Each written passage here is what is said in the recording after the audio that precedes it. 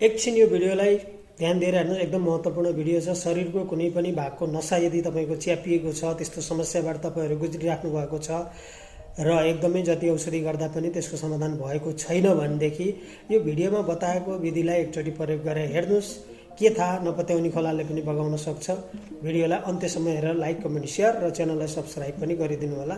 Hello हजुर, नमस्ते। कसको चाहिँ नसा च्यापिएर नसा ब्लक भएर तपाईँहरूलाई गाह्रो भइरहेको छ, म हजुरहरूको लागि भिडियो बनाइरहेको छु। एकदमै ध्यान दिएर हेर्नुहोस् है। यो तपाईँले चाहिँ अलिकति 10-12 जना लोकल फर्सीको बिहा लिनुहोस् ल। यो चाहिँ मैले त्यो नपाएर यो गरेँ। लोकल फर्सीको बिहा राख्नुहोस् 10-12 वटा है। अनि यो हरियो दुबो, सेतो दुबो भए त एकदमै रामबाणको काम गर्छ हजुर। सेतो दुबो छैन भने पनि यो हरियो दुबो लिनुहोस्। 21 दिनसम्म यो यसको दुईटाको जुस बनाएर लोकल फर्सीको बिहार यसको जुस बनाएर खानुहोस् है। त्यस पछाडि बिहान बिहान है, खाली पेटमा यो चाहिँ। अनि हेर्नुहोस् है मजाले, यो चाहिँ जिरा है, अलिकता जिरा, अनि यो मेथी है, त्यस पछाडि ज्वानो है, अनि यो के भन्छ सोप, भरिवाला सोप है। अनि यति 3-4वटा चिजलाई भुट्ने तावामा बट्टामा हालेर राख्नुहोस् है। अनि यो पनि त्यसैमा मिसाइदिनुहोस्। यो चाहिँ सक्खर हो, कालोवाला सक्खर, लोकल सक्खर, ओरिजिनल सक्खर ल्याउनुहोस् है, अरू सक्खरले हुँदैन।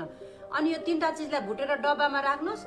अनि बिहान भिजाउनुहोस्, बेलुका खानुहोस्, बेलुका भिजाउनुहोस्, बिहान खानुहोस् 1-1 चम्चा। यो चाहिँ 1 महिनासम्म खानुपर्छ होइन। यो चाहिँ 21 दिन खाँदाखेरि तपाईँहरूको ब्लकेजहरू खोलिदिन्छ, नसाहरू च्यापिएको ठिक हुन्छ।